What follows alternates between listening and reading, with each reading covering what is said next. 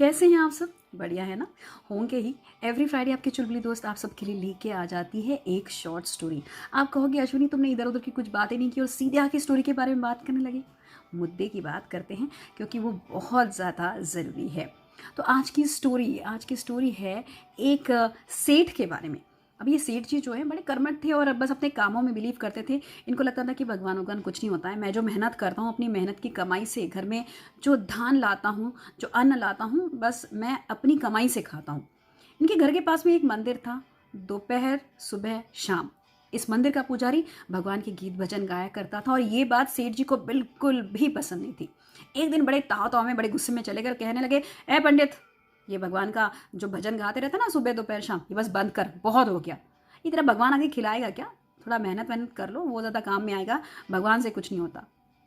पुजारी कहता है बिल्कुल, मेहनत तो बहुत इंपॉर्टेंट है, लेकिन भगवान का नाम लेना, भगवान के बारे में सोचना, वो भी बहुत महत्वपूर्ण है।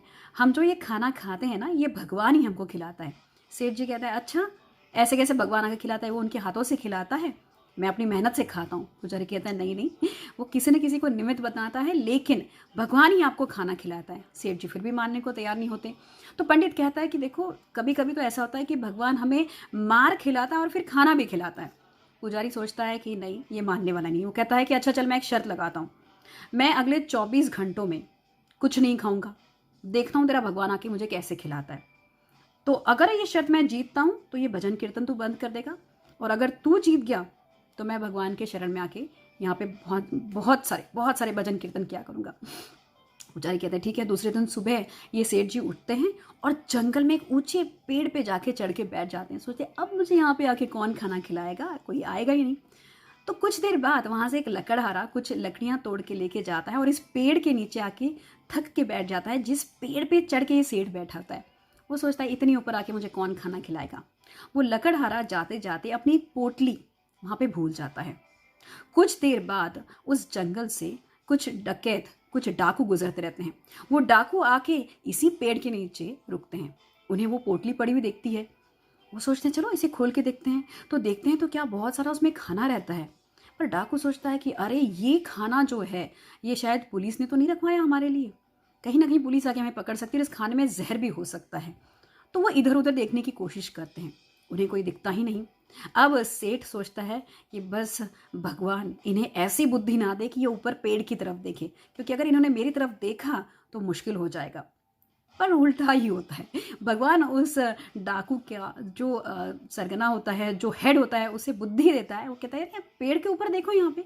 तो उन्हें ये सेठ जी बैठे हुए दिखते हैं। वो कहते हैं चलिए आइए नीचे आइए फटाफट। इनको बुलाते हैं, कहते हैं ये खाना कौन रख के गया? तो ये कहता है एक लकड़हारा रख के गया। कहते हैं नहीं नहीं, ये पक्का पुलिस रख के गई और तुम्हें भी पुलिस ने यहाँ पे रखा है। सेठ कहता है नहीं, मैं इस गांव में रहता हूँ और मुझे इसके बारे में कुछ भी नहीं पता, आप अपना देख लीजिए। डकैत कहते नहीं, हमें तो भूख बहुत लगी है, ये खाना सही है या नहीं ये तुम चख के बताओगे। ये कहता है मैं नहीं खाऊंगा। बस बार बार उनकी बहस चलती रहती है, क्योंकि सेठ का एक मुद्दा अलग होता है। वो कहता है कि मैं 24 घंटे में खाना नहीं खाऊंगा, देखता हूँ मुझे भगवान कैसे खाना खिलाता है। अब डाकू का जो सरगना होता है वो बहुत चिढ़ जाता है और वो जोरदार एक तमाचा उस सेठ के चेहरे पे लगाता है। कहता है अब खाना खा। वो नहीं कहता है। फिर उसके जो दूसरे डकैत होते हैं वो भी उसे पकड़ के पीटते हैं, कहते हैं खाना खा ले। अब सेठ अकेला 5 डकैत। सोचता है ये लोग तो मुझे मार डालेंगे, और डर में सही वो खाना खा लेता है।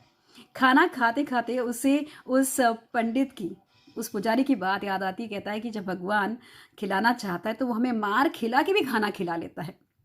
सेठ जी मान जाते हैं इस चीज़ को और कहते हैं कि ये बिल्कुल सही है कि जब भगवान ने हमें ये पेट दिया है तो वो पालनहार ज़रूर है, वो हमारा फीडर ज़रूर है, कहीं ना कहीं किसी न किसी तरीके से वो हमें खाना खिला ही देता है। और बस उस दिन के बाद वो रोज़ मंदिर जाता है, सुबह दोपहर शाम भगवान की पूजा अर्चना करता है, भजन भी गाता है। स्टोरी अच्छी थी, इंटरेस्टिंग थी, और इसका मॉरल तो बहुत अच्छा है। देखिए, हम जो ये जीवन जी रहे हैं, ये जीवन हमें भगवान ने दिया है। तो हमारा पालनहार जो है, हमारा जो भगवान है, वो हमारा फीडर भी है। तो हमें उस पर सिर्फ विश्वास ही नहीं रखना चाहिए, लेकिन दृढ़ विश्वास रखना चाहिए। यानी हमें भगवान पे पूरी तरीके से विश्वास रखना बहुत ही महत्वपूर्ण है, क्योंकि हम जो जीवन जीते हैं, जो भी गतिविधियाँ आती हैं, जो भी अप्स एंड डाउन्स आते हैं, वो सब भगवान का रचा एक खेल होता है। वो यही तो देखना चाहता है कि हम इन चीज़ों को कैसे कैसे फेस कर सकते हैं। बस जिसने इस सारे स्ट्रगल को पार कर लिया वो बन गया बाजीगर, है ना, वो बन गया विनर। तो भगवान पे ज़रूर विश्वास रखें। बहुत ही कठिन घड़ी, बहुत ही मुश्किल की घड़ी फ़िलहाल चल रही है, लेकिन भगवान का एक प्लान है इन चीज़ पे, इस पे विश्वास रखें। और अगर ये स्टोरी पसंद आती तो इसे ज़रूर शेयर करिए। मेरा page RJ Ashwini on Facebook and my YouTube channel RJ Ashwini on YouTube, तो इस पे भी ये स्टोरी आ रही है और साथ ही मेरे इंस्टाग्राम पे भी ये स्टोरी आएगी। पसंद आती तो प्लीज़ शेयर करें and please like and subscribe my YouTube channel RJ Ashwini. मिलती हूँ कुछ नया लेके, तब तक टेक केयर।